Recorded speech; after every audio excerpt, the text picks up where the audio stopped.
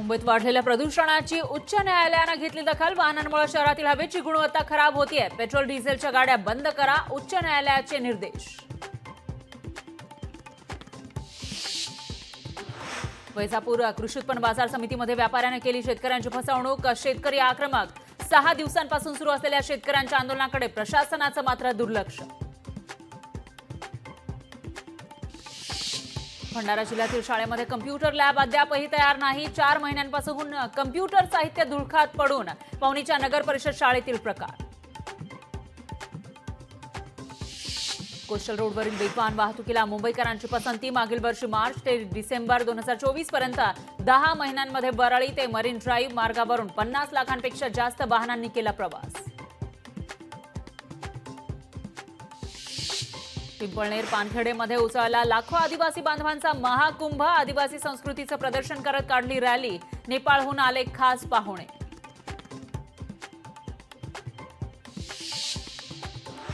धुळ्यात सीईओंची जिल्हा परिषदेमध्ये सर्वच विभागांमध्ये झाडाझडती। विभागात सुधारणा करण्याबाबत मुख्य कार्यकारी अधिकाऱ्यांकडून कडक सूचना।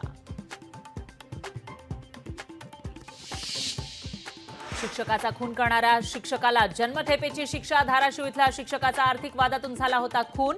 धाराशिव अतिरिक्त सत्र न्यायालयाचा निकाल। अंजनगाव सुर्जी इथं 17 तरुणांची 1.5 कोटींना फसवणूक। शिवसेना शिंदे पक्षाच्या अंजनगाव सुर्जीच्या शहराध्यक्षाविरुद्ध गुन्हा दाखल। रेल्वे विभागात नोकरी लावून देण्याचं दिलं होतं आमिष।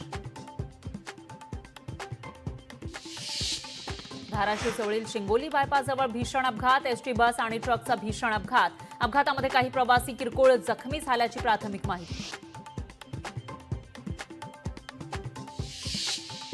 नांदेडमध्ये पोलीस कर्मचाऱ्याकडून विद्यार्थ्याला बेदम मारहाण। मारहाण प्रकरणी पोलीस कर्मचाऱ्यांचं निलंबन। अकोला शहरात फरार असलेल्या आरोपीला पोलिसांनी केली अटक। गेल्या 3.5 वर्षांपासून फरार असलेल्या आरोपीला कोतवाली पोलिसांनी केली अटक। दर्यापुरात मुंबई पोलिसांची मोठी कारवाई। ऑनलाईन फसवणूक करणाऱ्या 13 जणांना अटक। दर्यापूरमधून 13 जणांना पोलिसांनी घेतलं ताब्यात। युवकांकडून तब्बल 42 मोबाईल जप्त।